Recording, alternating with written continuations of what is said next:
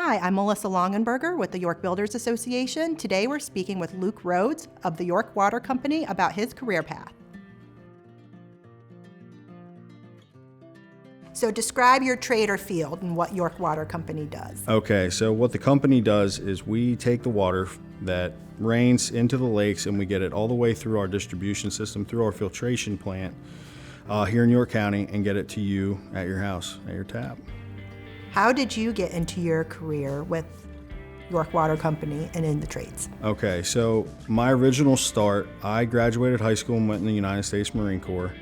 I became an electronics person there, got out when my contract was up, and then I went into an apprenticeship at a company here in York County. The way I came to York Water is I ultimately got laid off from that job due to reduction in force. So then I applied for an electronics technician job here at the York Company. How long have you been in your field? Okay, so I've been in electronics for about 15 years. And then my previous employments were the United States Marine Corps as an avionics electronics repairman. And then I was an industrial electronics and electrician at a local company here in York.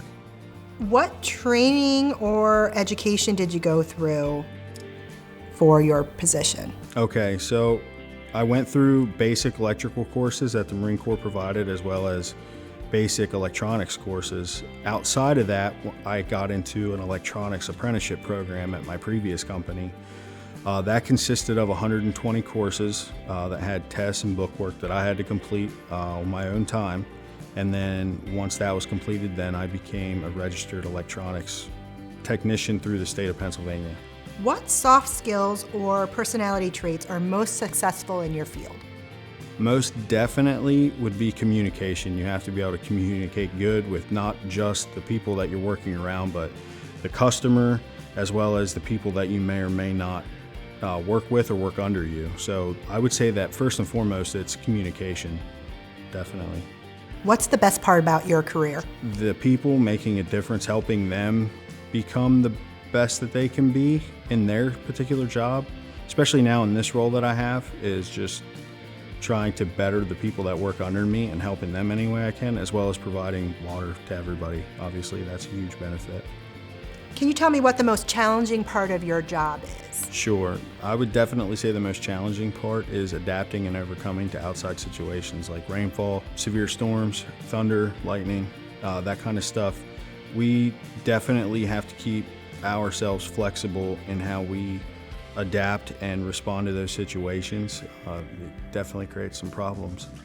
What's one piece of advice you would give a young individual that is thinking about a career in the trades or maybe doesn't know what they want to do? My one piece of advice is definitely do something that, one, you're passionate about and that you enjoy, or you think that you would enjoy if you're not sure, and check out those different careers. I'm sure, like, if you were interested in coming to work for York Water, we're more than happy to sit down and talk with people. We give tours all the time to not only high school, but to college kids that might not want to continue. We've had numerous ones of those. So I would definitely say check out all your options and see what fits the best. If you could do it all over again, would you choose the same career path? I think that I would. Early on, I don't think I would have admitted that, but now looking back, yes, I definitely have found where I believe I'm supposed to be. Might not always be what I thought I was supposed to be or what I was supposed to do in my head, but it's definitely been a great career. What advice would you give to parents who aren't sure about their kids going into the skilled trades? I would say look at the way the world's evolving. Services are something that's always going to be needed, whether that be electrical, HVAC, plumbing, or specifically water. You know, it's a life-sustaining industry. We need it. It's never going anywhere, and we're always going to need people to work on it and fix it. If you could go back to high school or early in your career, would you pay attention to something, maybe a specific class or a field more closely knowing what you know now? If I could go all the way back to high school, honestly, I think the biggest change that I would make is that I would, instead of staying in my four-year high school for the entire duration, I'd most definitely choose to go to a technical school. just because by the time I graduated versus the kids that went to that school, they were already worlds ahead of me as far as a skill set and what they knew, where I was just coming into the industry and had to then catch up.